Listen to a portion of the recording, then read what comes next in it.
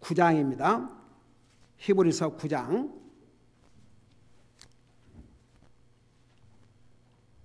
Ryan, do you need a translation into English or?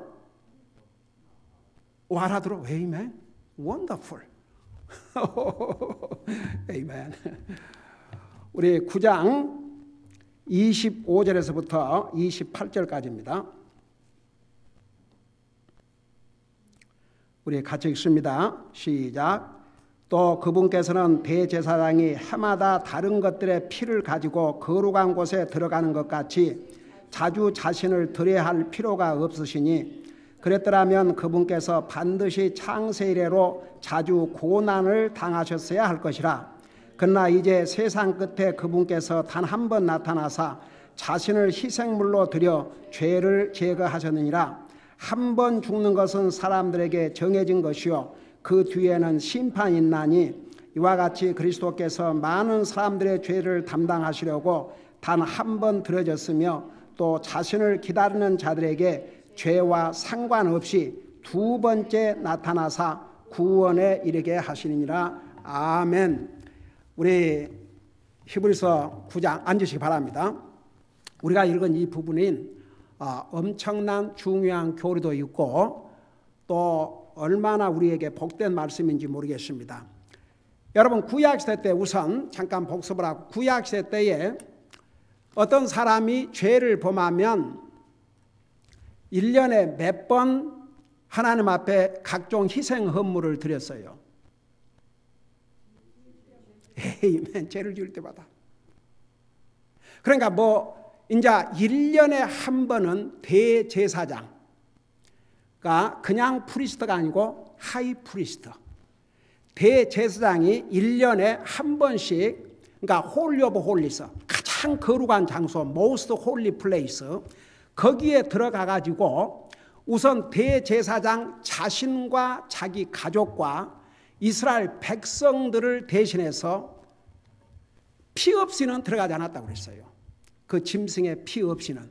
그래서 구약시대 때 짐승의 피는 사람 피 대신에 짐승의 피는 죄를 일시적으로 씻어주고 정결케 하는, 그러니까 앞으로 예수님께서 이 땅에 오셔서 그분의 피로 단 한 번에 우리 죄를 완전히 씻어주실 것을 이 모형으로 그림자로 보여준 사건이었습니다. 그러니까 구약시대 때는 어떤 사람이 죄를 지으면 죄를 지을 때마다 각종 희생 헌물을 제사장에게 가지고 가서 짐승이 그 사람의 잘못을 대신해서 죽고 그 사람이 일시적으로 죄 용서를 받았습니다. 그러니까 죄를 지을 때마다 계속 반복을 했습니다. 대제사장 역시 1년에 한 번씩 매해마다 짐승의 피를 가지고 이 거룩한 장소에 들어가서 하나님 앞에 자기와 자기 가족과 백성들의 죄를 속죄를 받았어요. 자, 그걸 생각하면서 25절을 보세요. 또 그분께서는 우리 예수님을 가르쳤습니다. 대제사장이 해마다 다른 것들의 피를 가지고 거룩한 곳에 들어가는 것 같이 자주 자신을 드려야 할 필요가 없으시니. 자, 구약시대 때는 여기 보면 대제사장이 해마다 여기 보니까 다른 것들의 피, 그러니까 양의 피를 가지고 들어가기도 하고 염소의 피를 가지고 들어가기도 하고 다른 짐승들의 피를 가지고 매해 들어가서 자기와 자기 가족과 백성들의 죄를 용서 빌고 속죄를 받았는데 우리 예수님께서는 그렇게 자주 매해 자신을 들으셔야 할 필요가 없다 그 말입니다. 자, 결론적으로 이따가 내가 도표로 보여줄 테니까 무슨 의미인지. 여러분, 우리 예수님께서 우리 인생의 죄를 위해서 몇 번 십자가에 돌아가셨어요? 단 한 번. 왜 그러셨어요? 우리 예수님은 짐승이 아니옵시다. 거룩하신 하나님이십니다. 거룩하신 하나님이 사람의 몸으로 이 땅에 오셔서 자기 자신을 주님 하나님 앞에 드릴 때에, 아버지 하나님 앞에 드릴 때에 그것은 완전한 헌물이었습니다. 완전한 희생제이십니다. Perfect sacrifice, complete sacrifice.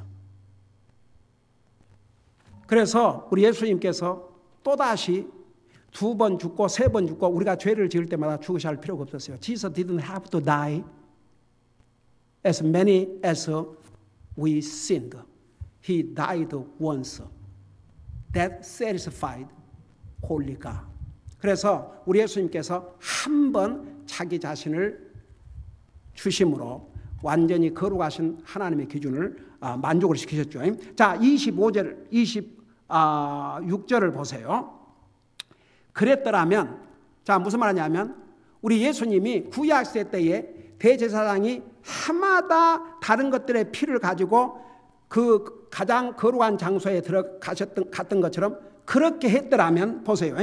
그분께서 반드시 창세 이래로 자주 고난을 당하셨어야 할 것이라. 자, 무슨 말입니까? 사람이 우리 인류 역사에서 언제부터 죄를 범했어요? 누구 때부터 죄를 범했습니까? 우리의 최초의 조상인, 우리의 최초의 아버지, 어머니, the first mother and father in the history of mankind. 에담 앤 이브. 그래서 그때부터 죄를 범했어요. 그러니까 인류 역사에 만일에 그들이 죄를 지을 때마다 우리 예수님께서 고난을 받으시고 십자가에 돌아가셨다 그러면 아마 하루에도 수없이 고난을 다 수없이 돌아가셨어야 했을 것입니다. 이해가 되세요? 그러니까 인간이 죄를 지을 때마다 또 십자가에 사람들이 죄를 지을 때마다 또 피를 흘리시고 그래서 했다 그 말입니다. 자, 그런데 보세요. 그러나 26절, 이제 세상 끝에 그분께서 단 한 번 나타나사 자신을 희생물로 드려 죄를 제거하셨느니라. 자, 보세요. 구약시대 때는 짐승의 피는 죄 자체를 없애준 것이 아니고 이렇게 덮어줬어요. 일시적으로, temporary. In Old Testament, the blood of animals did not take away sins of mankind, but covered, was given forgiveness temporary. But when Jesus died, He took away sins of mankind, whoever trusts in Him. 그러니까 우리 예수님께서 자기 자신을 드린 다음에는 그 주님을 믿는 사람의 죄를 완전히 없애 주셨습니다. 여러분, 그래서 우리 예수님께서 이 땅에 오셨을 때 그 예수님을 향해서 뭐라고 성경은 기록하고 있는 거 아니 이렇게 말씀하고 있어요. 여러분, 요한복음 1장을 펴보세요. 요한복음 1장. 요한복음 1장.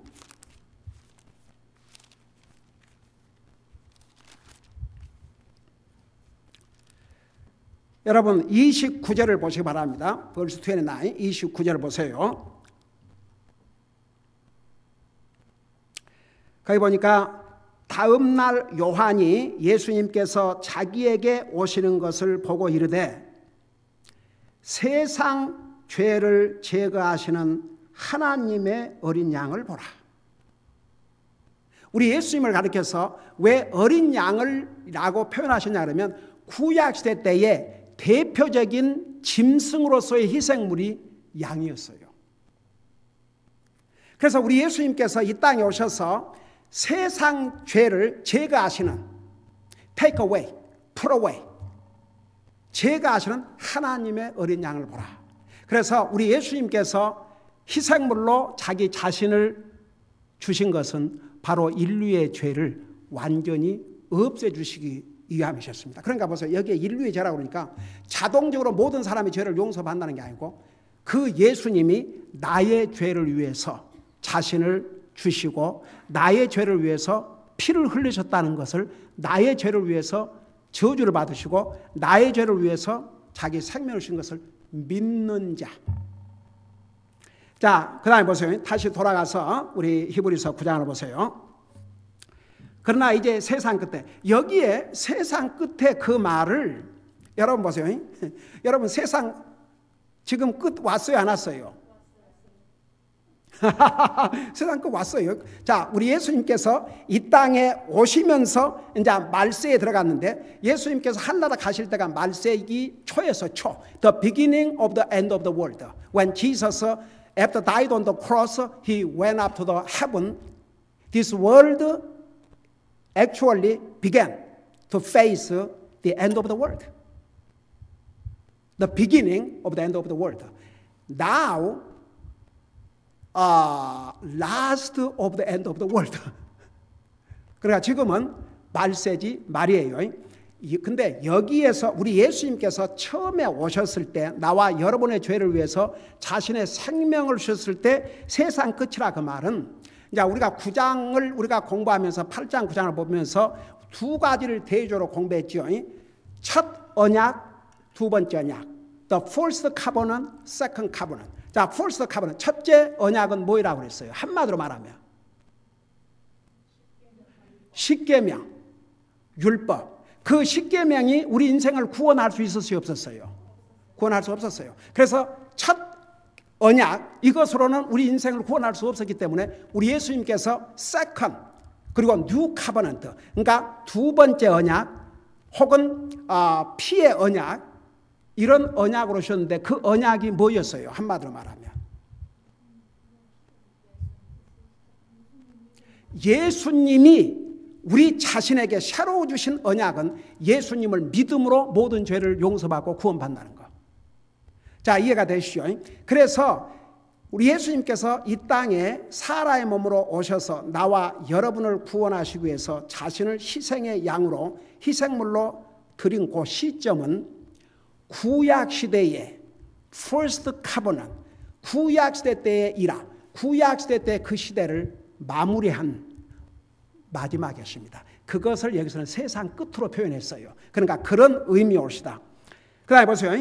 그분께서 단 한 번 나타나사 자신을 희생물로 드려 죄를 제거하셨다고 그랬습니다. 나 물어보십시다. 여러분, 우리가 예수님을 믿는 그 순간에 나와 여러분의 죄를 하나님께서 깨끗이 씻어주셨어요? 안 씻어주셨어요? 깨끗이 씻어주셨어요. 그래서 우리를 의인으로 선언하시고, 우리는 하나님 앞에 의인이에요. 그러니까 주님께서 보세요. 우리를 의인이라고 선언을 하셨다고 그랬어요. 그게 이제 신학적 용어로 justification. 그 justification은 보세요. 우리가 구원받아 하나님의 자녀이지만 여전히 우리에게 죄의 속성이 있고 우리가 잘못할 때가 있어요, 없어요? 있어요. 그럼에도 불구하고 우리가 예수님을 믿는다는 그 믿음 때문에 우리를 하나님께서 너는 의롭다. You are justified. 너는 의롭다. 이것을 쉽게 말하면 declare, 선언한 것이에요.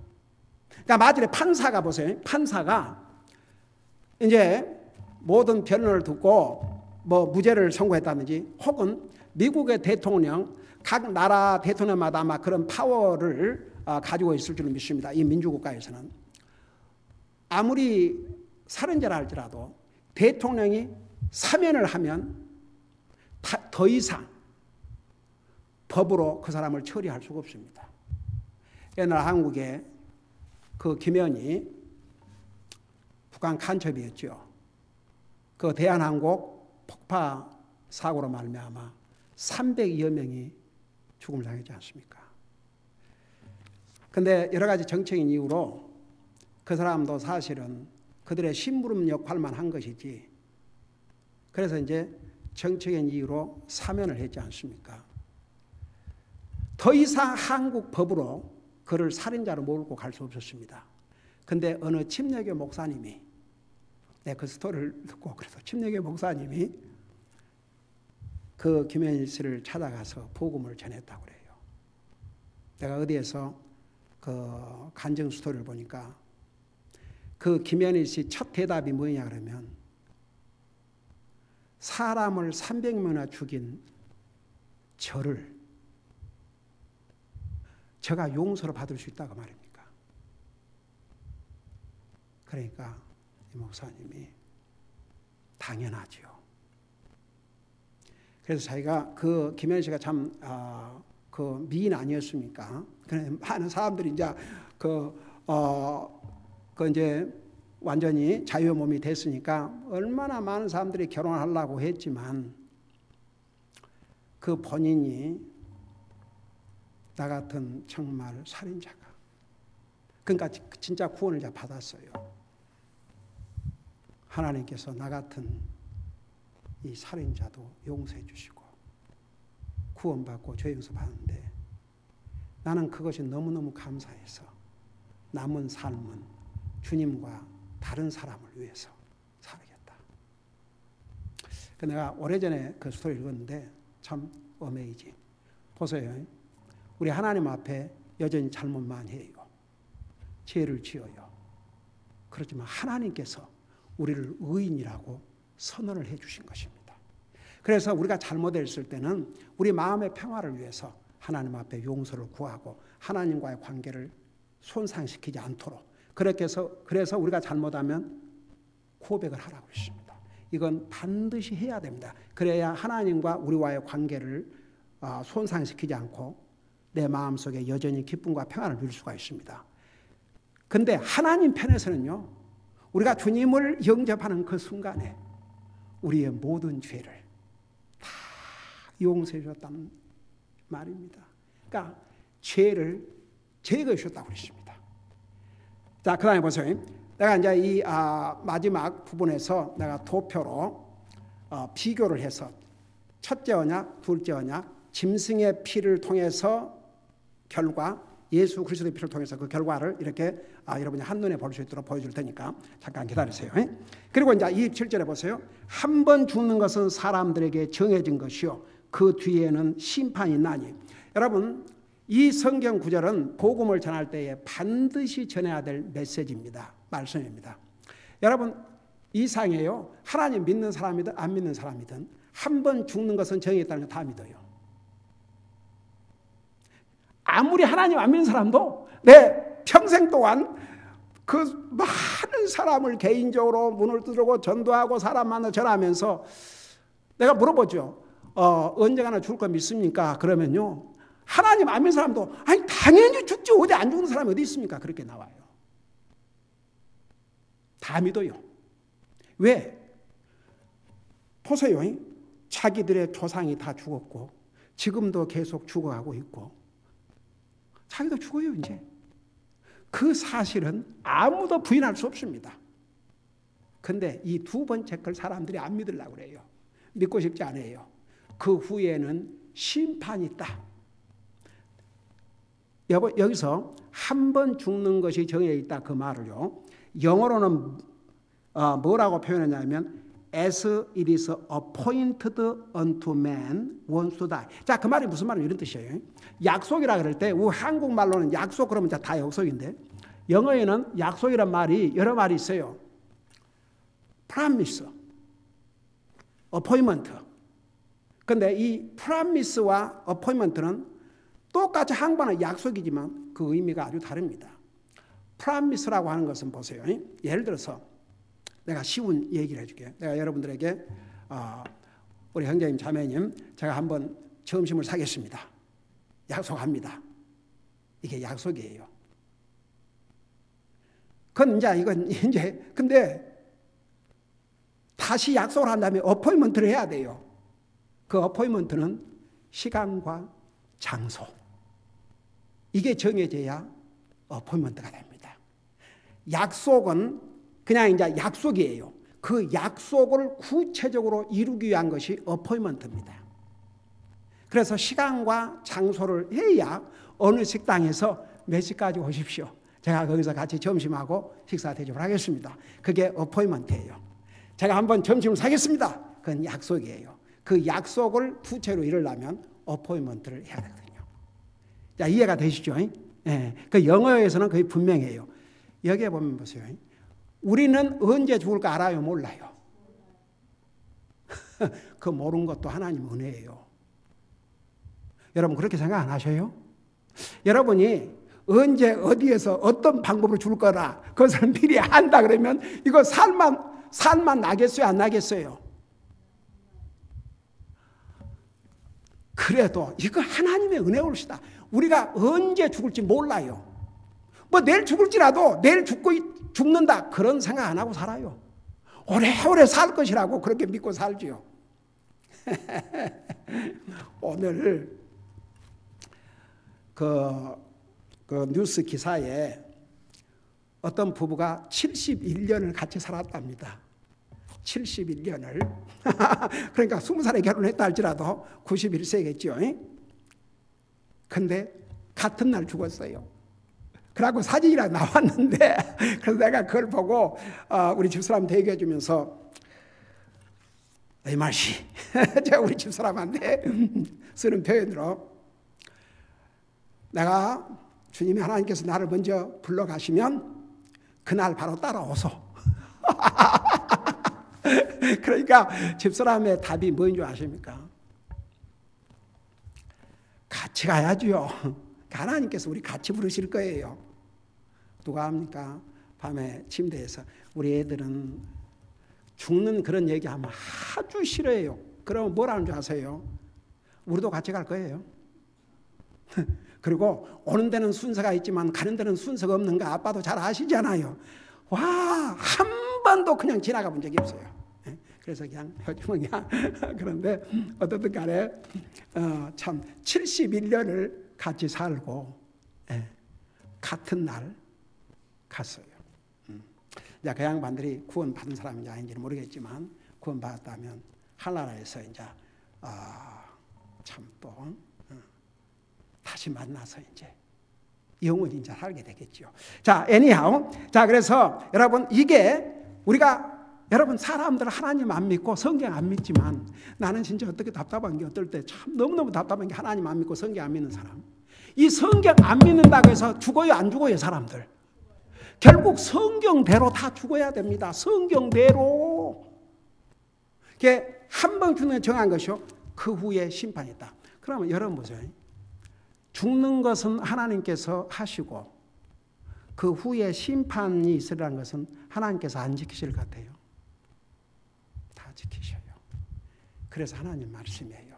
그래서 한 번 죽는 사람들이 정해진 것이요. 그 뒤에는 심판이 있나니. 이제 28절 보세요. 결론이에요. 이와 같이 그리스도께서도 많은 사람들의 죄들을 담당하시려고 단 한 번 드려지셨으며. 자, 우리 예수님께서 보세요. 몇 사람, 특정의 몇 사람을 구원하기 위해서 돌아가신 게 아니에요. 그래서 그런 의미에서 장로교 예종론은 비성경적입니다. 분명히 옳지 않은 가르침입니다. 하나님 모든 인류를 위해서 자신의 생명을 주셨습니다. 근데 믿어야 돼요. 믿어야지. 본인이 믿어야지. 본인이 믿는 사람에게만 해당됩니다. 그래서 누구든지 믿으면 그러니까 그게 키포인트예요. 그래서 우리 예수님께서 사람이 한 번 죽어요, 두 번 죽어요? 한 번 죽어요. 그런 게 이제 27절 9장 27절에서 한 번 죽는 사람에게 정해진 것이라 하지 않습니까? 그러니까 우리 예수님도 왜 사람이 죽어요?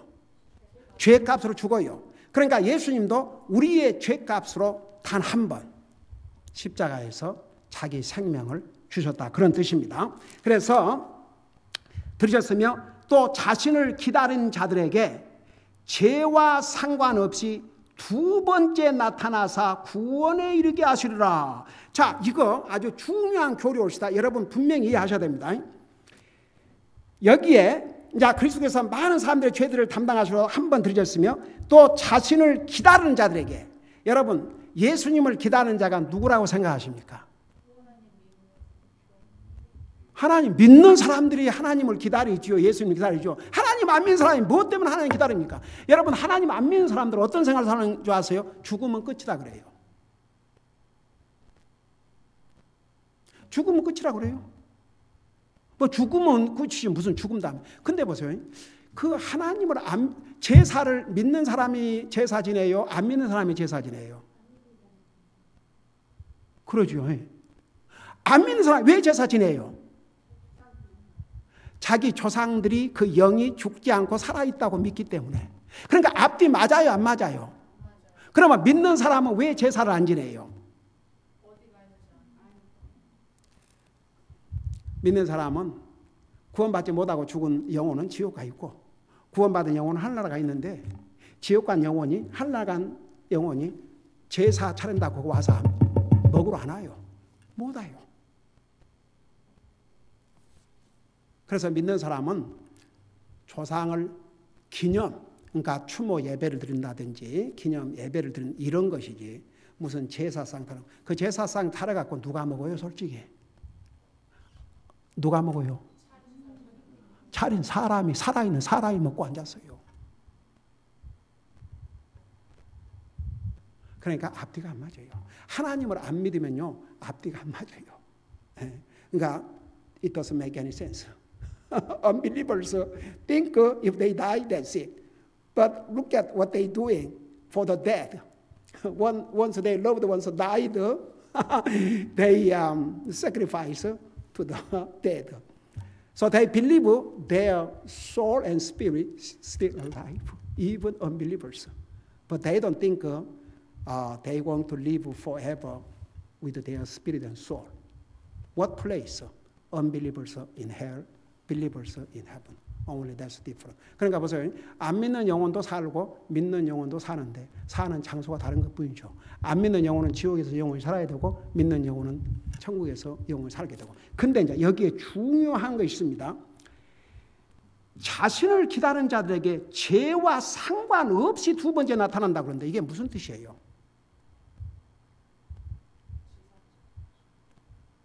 자, 예수님께서 첫 번째 오셨을 때는 무엇을 위해서 이 땅에 오셨어요?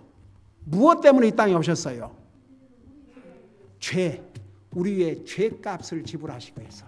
그러면 두 번째, 여기에 두 번째는 공중재림을 가리키고 있어요. 주님이 두 번째 오실 때는 우리 죄 문제를 해결하러 오셔요? 아니면 뭐 때문에 오셔요? 우리 휴게에 가시려고.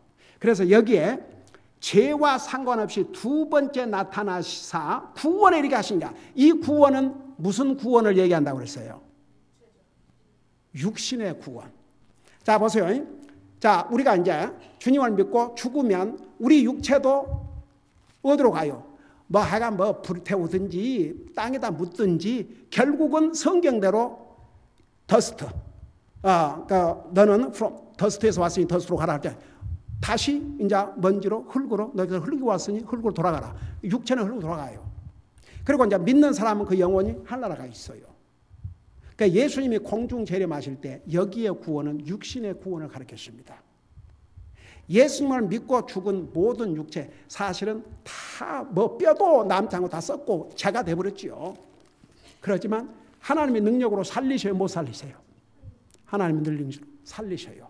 그럴 때 우리 육신도 구원을 받게 됩니다. 지금 우리가 예수 믿고 구원받고 하나님의 자녀지만 우리의 영적으로는 우리 육신 먹어야 돼요? 안 먹어야 돼요? 병 들기도 하고 결국은 죽어요. 그러나 우리 예수님께서 공중 재림하실 때 두 번째 오실 때는 우리 인류의 죄를 위해서 오신 것은 첫 번째 오셨고 두 번째는 구원받은 하나님의 자녀들을 이제 데려가는데 그 순간에 우리 데살로니가전서 4장에 보면 먼저 구원받고 죽은 자들이 살아있는 우리보다 먼저 부활한다고 그랬어요. 그때 그들은 new body, 새로운 resurrected body, 부활의 육체를 가져요. 그리고 이제 우리는 산채로 이 몸으로는 들려갈 수 없으니까 가령 예를 들어서 오늘 주님이 오신다 그러면 이 몸으로 갈 수 없으니까 이 몸을 영광의 몸으로 변화를 시킨다고 그랬어요. 그 변화의 그 시간이 얼마나 걸린다고 그랬어요? 성경에 눈 깜짝할 사이에 in a twinkle of an eye. 자, 그래서 우리 예수님은 이제 보세요. 구약 때는 죄를 지을 때마다 짐승을 죽여서 짐승의 피로 죄 용서를 구했지만 일시적으로 용서를 받았어요. 그러나 예수님께서 한 번 자신을 들이신 다음에는 우리의 죄 문제를 완전하게 해결해 주셨습니다. 자, 이제 마무리를. 자, 첫 언약은 율법이 옵시다. 십계명, 크게는 모세를 통해서 주신 모든 율법. 그 다음에 새 언약은 우리 주님께 주셨는데 율법은 어디에다 기록했다고 그랬어요? 돌에다 기록했어요. 근데 새로운 언약, 새 언약은 어디에다 기록해 주셨다고 그랬어요? 우리의 생각과 우리의 마음에. 자, 가만히 있어. 그 불을 안 꺼도 잘 보여요, 여러분들? 예, 그러면 됐어. 자, 보세요. 옛 언약, 그 첫 언약이에요. 첫 언약, 그러니까 율법이라는 얘기했죠. 그 다음에 새 언약의 비교를 보면, 자 보세요. 옛 언약 밑에서는 반복되는 짐승의 희생, 그 다음에 새 언약은 한 번의 완전한 희생, 그게 바로 예수 그리스도의 죽으심이 옳시다. 그 다음에 두 번째, 구약시대 때는 짐승의 피였어요. 짐승의 피로는 우리 사람의 죄 문제를 완전히 해결할 수 없었습니다. 그러나 이제 새 언약 밑에서는 예수님 자신의 피로, 그러니까 예수님의 피는 죄가 없으신 하나님이십니다. 하나님. 짐승의 피가 아닙니다. 거룩하신 하나님의 피입니다.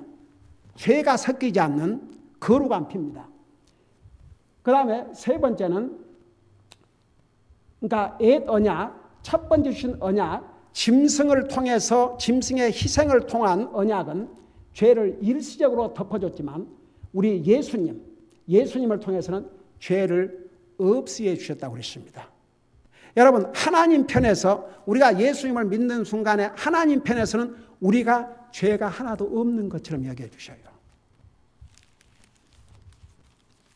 그럼에도 불구하고 아직은 우리 육신에 죄악의 속성이 있고, 그래서 우리가 죄를 지키도 하지 않습니까? 그러면 하나님 앞에 고백하면 됩니다. 자, 그 다음에 네 번째, 옛 언약은 사실 직접적으로는 이스라엘 백성을 위한 것이었습니다. 그러나 두 번째 언약은 모든 죄인들을 위한 것이었습니다. 나와 여러분, 우리 모두에게 주신 언약이 옵시다. 그 다음에 지성소는 1년에 한 번 대제사장만 들어갔다가 그 지성소에 계속 있었어요? 아니면 그 성소를 떠났어요? 그러나 예수님은 하늘나라에 들어가셔서 계속 그곳에 계시면서 우리를 위해서 뭐 하고 계신다고 그랬어요? 중보하시고 계셔요. 대제사장, 우리를 위한 대제사장이라고 그랬어요. 그 다음에 마지막, 이제 대제사장이 항상 지성소에서 나오면 백성들을 축복해 주셨어요. 그러니까 축복해 주셨지만 그렇다고 해서 그들의 죄를 용서받고 그들이 거룩한 사람들이 되고 그런 거 없었어요. 그들의 양심을 깨끗하게 할 수 없다고 그랬어요. 그런데 이제 우리 예수님의 피로 구속받은 하나님의 백성들은 그리스도께서 친히 오셔서 자기 백성들을 하늘나라에 데려가셔요. 그래서 이미 주님을 영접하고 구원받고 죽은 사람들은 그 영혼이 지금 어디에 가 있어요? 하늘나라 가 있어요. 우리 이렇게 살아있죠. 근데 우리가 죽음을 맛보기 전에 주님이 오시면 우리가 이 육체로는 갈 수 없으니까 이 육체를 영광의 몸으로 변화시켜 주셔가지고 바로 하늘나라 가면 이제 우리는 주님과 함께 영원히 그곳에서 살게 됩니다. 그 마지막 부분이요. 오케이. 자, 그래서 결론적으로 한마디로 간단하게 말하면 우리 주님의 사역은 완전하시고 최종적이시고 영원하신 것이라는 얘기입니다. 그러니까 예수님이 두 번 다시 고난을 받고 두 번 다시 십자가에 돌아가실 필요가 없습니다. 그리고 이제 우리 예수님은 그분의 완성된 사역을 근거로 지금 하늘나라에서 우리를 위해서 대제사장으로서 사역을 하고 계시는데 그 사역의 내용이 뭐라고 했어요? 지금 예수님 하늘나라에서 우리를 위해서 중보 역할을 하는데 무엇을 중보 역할을 해요? 우리가 여전히 연약해서 하나님 보실 때는 우리의 죄를 다 용서해 주지만 우리가 죄를 짓지 않습니까? 그러면 우리를 누가 제일 먼저 고소한다고 그랬어요? 사탄이, 마귀가. 저 보세요. 저 믿는다고 하지만 저런 죄를 짓고 있습니다. 그러면 얼른 예수님께서 아들로서 하나님, 우리의 구세주, 우리 예수님께서 아버지 하나님에게 그래서 저 아들을 위해서, 저 딸을 위해서 내 자신이 대신 죄값을 치렀지 않습니까? 그러면 아버지 하나님이 그렇지? 이래요. 어메이징이죠. 그래서 그리스도인의 성소는, 우리의 성소는 구약시대 때의 이스라엘 백성들의 성소는 땅에 있었지만 오늘 우리의 성소는 하늘나라에 있습니다. 그리스도인의 아버지도 하늘나라에, 그리스도인의 구세주인 예수님도 하늘나라에, 그리스도인의 시민권 어디가 있다 그랬어? 우리의 시민권 하늘나라에 있다고 그랬습니다. 마태복음 6장 19절 20절에 보면 내 물질을 땅에 쌓아두지 말고 하늘에 쌓아두라. 그게 가장 안전한 방법이다 그랬습니다. 그 다음에 그리스도의 소망도 하늘나라에 있습니다. 우리 예수님은 우리 인류의 구원을 위해서 사람의 몸으로 이 땅에 오셔서 자기 생명을 주셨는데 그건 완전한 희생이었습니다. 그래서 나와 여러분은 그 예수를 믿음으로 우리의 모든 죄를 용서받았습니다. 그럼에도 불구하고 우리가 이 땅에 살고 있습니다. 죄를 지을 때가 있습니다. 그럴 때 우리 하나님은, 우리 예수님, 아들로서의 하나님 우리 예수님은 아버지로 하나님 곁에서 나와 여러분을 위해서 중보하고 있습니다. 우리가 이 땅에 살고 있지만 그래서 구원받은 우리는, 우리의 시민권은 하늘나라에 있고 결국은 우리는 하늘나라에 속한 백성들이 잠시 이 땅에서 나그네로 사는 것뿐입니다. 기도하십시다. 우리 아버지 하나님, 짐승의 피만으로는 우리 인생의 죄 문제를 해결할 수 없기 때문에 거룩하신 하나님이신 예수님이 사람의 몸으로 이 땅에 오셔서 자기 자신을 속죄의 헌물로 주심으로 우리 주님을 믿는 모든 사람들의 죄를 깨끗이 제거해 주시고 우리를 거룩한 자로 삼으시고 의로운 자로 삼으시고 하늘나라의 거룩한 백성으로 삼아 주셨습니다. 우리가 연약해서 죄를 범할 때는 지금도 하늘나라에서 대제사장으로서 우리를 위해서 중보하고 계십니다. 그 주님이 우리와 항상 함께 하심을 잊지 말게 하시고 항상 그 주님을 사랑하고 그 주님을 소망하고 사는 우리 모두가 되게 하여 주시옵소서. 감사합니다. 사랑합니다. 예수님의 이름으로 감사 기도드리옵나이다. 아멘.